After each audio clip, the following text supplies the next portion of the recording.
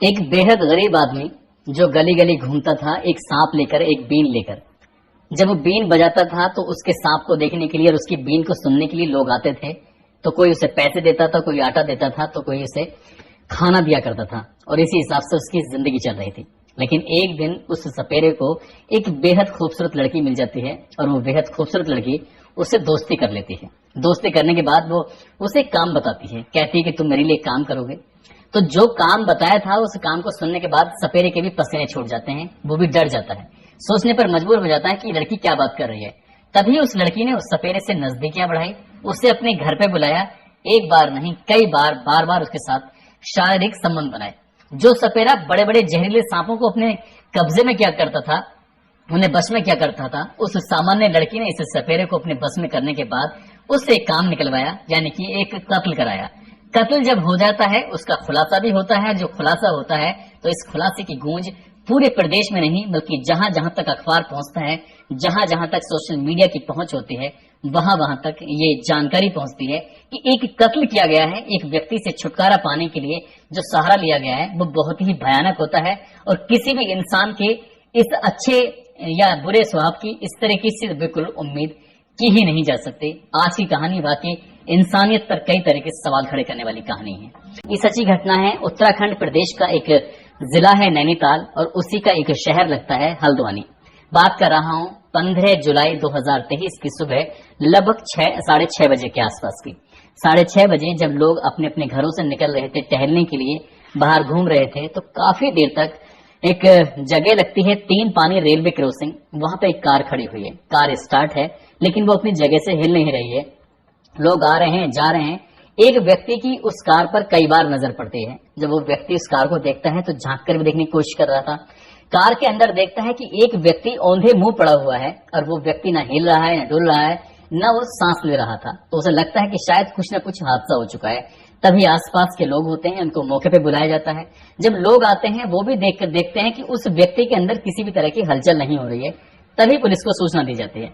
Police मौके पर आती है और उस व्यक्ति को जब देखने की कोशिश की जाती है, उसकी नब्ज टटोलने की कोशिश की जाती है, सीधा ही उस व्यक्ति को लेके जाते हैं हॉस्पिटल में और हॉस्पिटल में ले जाने के बाद डॉक्टर उसको मृत घोषित कर देते हैं। अब इस व्यक्ति के बारे में पता निकालने की कोशिश की जाती है कि ये कौन है। दरअसल उस व्यक्ति का नाम होता है अंकित चौहान, जिसकी उम्र लगभग 32 साल के आसपास होती है, जो कि एक बड़ा बिजनेसमैन होता है। ये रामपुर रोड के रामबाग जगह है, वहां पर इसके होटल चल रहे थे। अच्छा अमीर व्यक्ति, वो अचानक से इससे खत्म हो गया है। तो लोगों को लगा कि शायद रात में इसने शराब ज्यादा पी ली होगी, गाड़ी में ये बैठा होगा तो नशे में होगा और नशे के दौरान ही वो सो गया होगा। साथ ही कार्बन मोनोऑक्साइड जो कि एसी से निकलने वाली गैस होती है, उसकी वजह से इसका दम घुटा और इसकी मौत हो गई।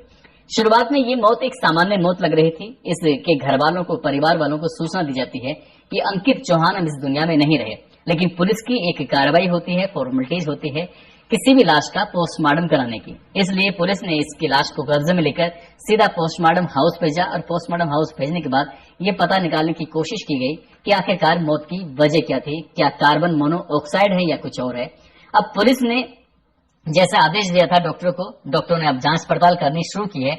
उसका शरीर पर कहीं भी किसी तरह का कोई निशान नहीं था, तो डॉक्टर भी यही समझ रहे थे। लेकिन जब जांच पड़ताल करते करते जब डॉक्टर पैरों की तरफ देखते हैं तो पैरों की तरफ 2 छोटे छोटे निशान थे, बहुत बारीक से निशान। उसे देखने के बाद डॉक्टर ने सबसे पहले फोन नैनीताल के एसएसपी पंकज भट्ट को फोन किया और वो कहते हैं कि डॉक्टर साहब, एसएसपी साहब, ऐसा लग रहा है कि ये मौत सामान्य नहीं है बल्कि कुछ न कुछ झोल है। झोल वाली बात ये थी, इसके पैर में सांप के काटने के निशान थे। उसी से पता चलता है कि इस पे जहर से इसकी मौत हुई है। अब पुलिस वाले जाते हैं उस कार में तलाश करने की कोशिश कर रहे थे कि कहीं इसकी कार के अंदर सांप तो नहीं घुस गया, जबकि कार बंद थी और बंद कार में सांप ऐसा जा नहीं सकता, या पहले से मौजूद होगा। तो ये तलाश करने की कोशिश की लेकिन यहाँ से कोई सफलता नहीं मिली।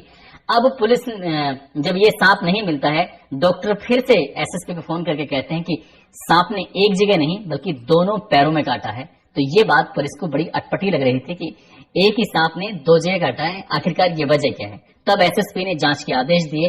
कई टीम बनाई जाती हैं, अब चाहे वो सर्विलांस की टीम हो या फिर जांच करने वाली या और कोई टीम हो, यहाँ पर पहुंचती है पुलिस की टीमें और पुलिस की टीम आने के बाद अब जांच पड़ताल में जुट जाती हैं।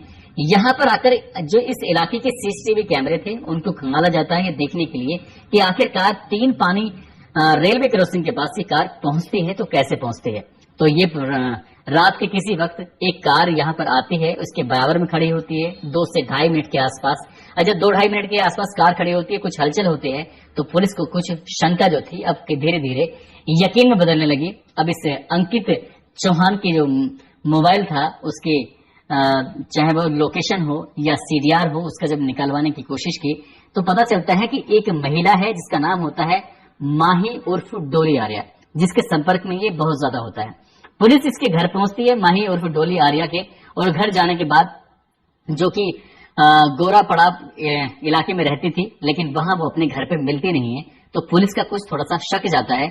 अब इस लड़के की जो बहन होती है ईशा चौहान, इस ईशा चौहान ने इसी लड़की पर शक के आधार पर एक मुकदमा दायर किया और पुलिस इस मुकदमे के पर जांच पड़ताल करना शुरू कर देती है।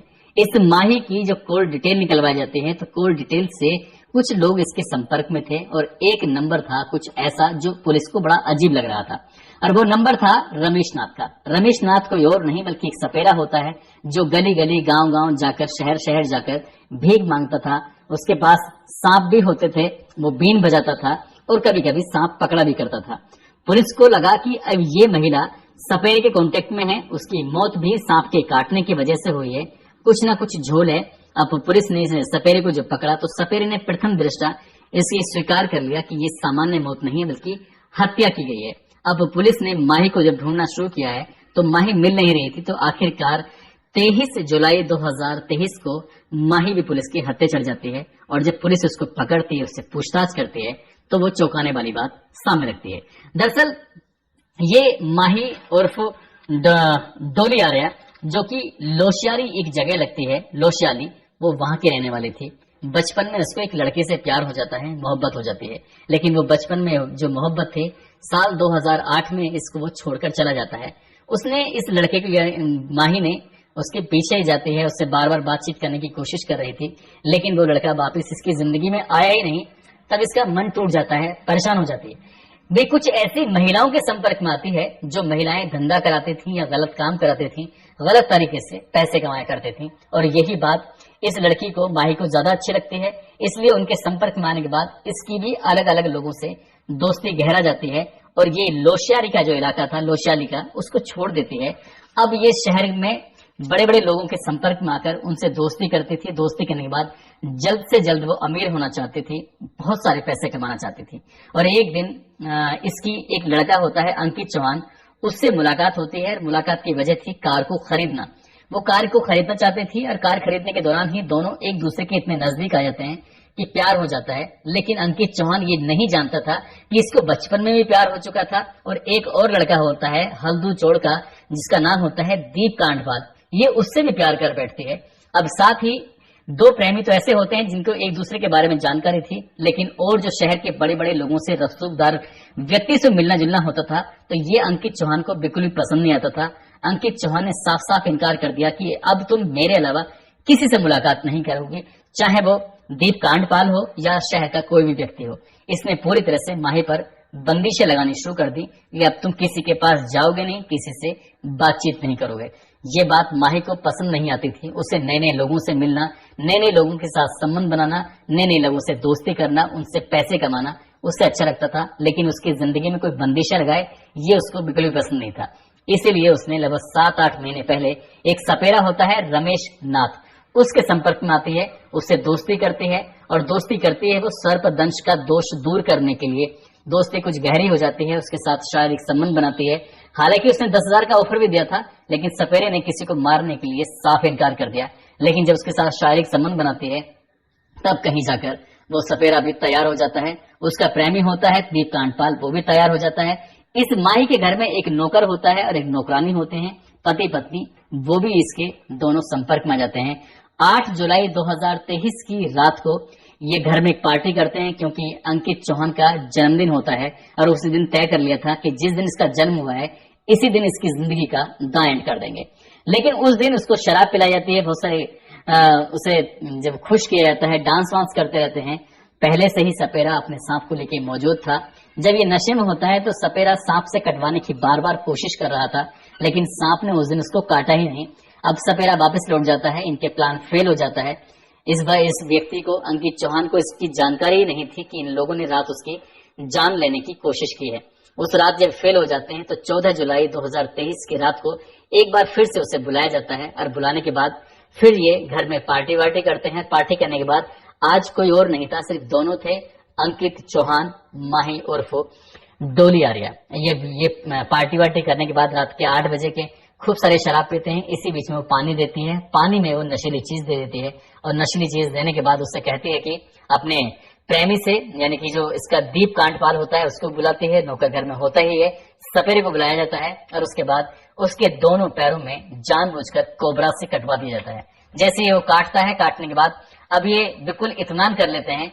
ये बताया जाता है, स्वीकार करते हैं कि जब पहले पैर में काटा जाता है, अगर पहली बार ही कटाते तो शायद मौत हो जाती है और पुलिस को इस बात का शक भी नहीं होता, लेकिन उन्हें लगता है कि इसकी शरीर की जो मूवमेंट था कुछ हिल डुल रहा है।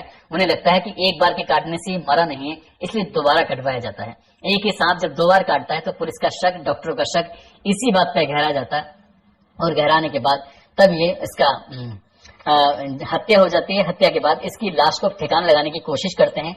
इसकी लाश को एक गाड़ी में रखते हैं, उसी की जो खुद की गाड़ी होती है, जो भुजिया घाट जाती है, भुजिया घाट से गोलापार जाती है और गोलापार से 3 पानी रेलवे स्टेशन के पास जाने के बाद उस कार को वहां छोड़ देते हैं। इसकी लाश वहीं रहती है। एक और कार आती है और कार आने के बाद जो लाश लेकर आए थे जिस कार में बैठकर, उस दूसरी कार से बैठकर वहां से निकल जाते हैं। इनको लगता है कि इस घटनाक्रम का कभी खुलासा नहीं होगा। माही उर्फ डोली आर्या जो होती है वो इसकी हत्या करने के लिए कई महीने से लगातार टीवी पर या फिर मोबाइल में कुछ ऐसे शोज देख रही थी जिससे पता चल सके कि आखिरकार किसी की हत्या करें तो कैसे करें, कैसे बचा जा सकता है। लेकिन कहते हैं कि क्राइम को कितने भी शातिर तरीके से क्यों ना कर ली जाए, क्राइम कभी छुपता नहीं है। और इस कहानी में भी ऐसा ही होता है। ये गरीब घर की लड़की जो अमीर बनना चाहती थी, अलग अलग लोगों से संबंध रखना चाहती थी और ये संबंध इस अंकित चौहान को पसंद नहीं थे, इसलिए इसने इसका हत्या कराकर इसको हमेशा हमेशा के लिए चैन की नींद सुला दिया। लेकिन शायद अब कभी माही चैन की नींद सो नहीं पाएगी। आगे की भविष्य में जितनी रातें होंगी वो शायद सलाखों के पीछे गुजरेंगी। एसएसपी पंकज भट्ट कहते हैं कि इस महिला ने इतना शातिर तरीके से काम किया है कि सामान्य आदमी इस बारे में सोच भी नहीं सकता। इसको पुलिस कड़ी से कड़ी सजा दिलाने की कोशिश करेगी। ये सैल्यूट भी बनता है एसएसपी नैनीताल को और वहां की पुलिस को, जिन्होंने एक ऐसे केस को खुलासा किया जिसकी कोई उम्मीद ही नहीं कर सकता है। दोस्तों, इस पूरे घटनाक्रम को सुनाने का उद्देश्य है किसी को परेशान करना नहीं है, किसी का दिल दुखाना नहीं है, बल्कि आपको जागरूक करना है, आपको सचेत करना है। आप जहां भी रहें अपना ख्याल रखें, सुरक्षित रहें। जय हिंद, जय भारत।